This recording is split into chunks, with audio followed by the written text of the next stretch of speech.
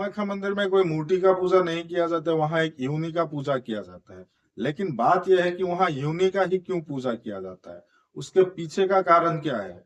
दोस्तों, भारत असम राज्य गुवाहाटी के पास नीलाचल पहाड़ियों में एक ऐसा मंदिर है जहाँ साधना का सबसे बड़ा केंद्र माना जाता है। यहाँ कोई मूर्ति नहीं है, यहाँ प्रकृति का एक अद्भुत स्वरूप का पूजा किया जाता है। आज हम जानेंगे कामाख्या मंदिर की वो अनसुनी कहानी जो आस्था, शक्ति और रहस्य का अद्भुत संगम है। कामाख्या मंदिर की कहानी शुरू होता है पौराणिक काल से। देवी सती ने अपने पिता राजा जक्ष द्वारा भगवान शिव के अपमान से दुखी होकर यज्ञ की अग्नि में आत्मदाह कर लिया।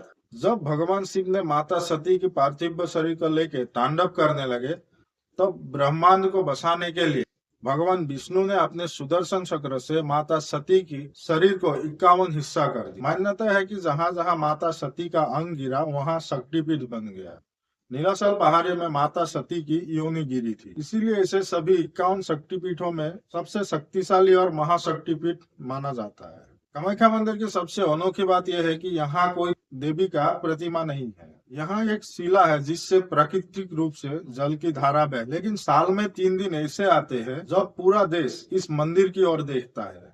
इसे कहते हैं अम्बुबासी मेला। माना जाता है कि इस 3 दिनों में माता रसजला होता है। इस दौरान मंदिर की कपाट बंद कर दिया जाता है और इसके साथ साथ पूरे असम के मठ, मंदिर, पूजा घर सब बंद करके रखा जाता है। चौथे दिन जब मंदिर खुलता है, तब भक्तों को अंगोदक और रक्त वस्त्र प्रसाद के रूप में दिया जाता है। कामाख्या मंदिर को तंत्र विद्या का घर कहा जाता है। कहते हैं कि यहाँ की कोई पूजा कभी खाली नहीं जाती। कामाख्या देवी को काम यानी इच्छाओं का देवी माना जाता है, इसलिए अम्बुबासी के दौरान बहुत दूर दूर से माता का दर्शन करने आते हैं।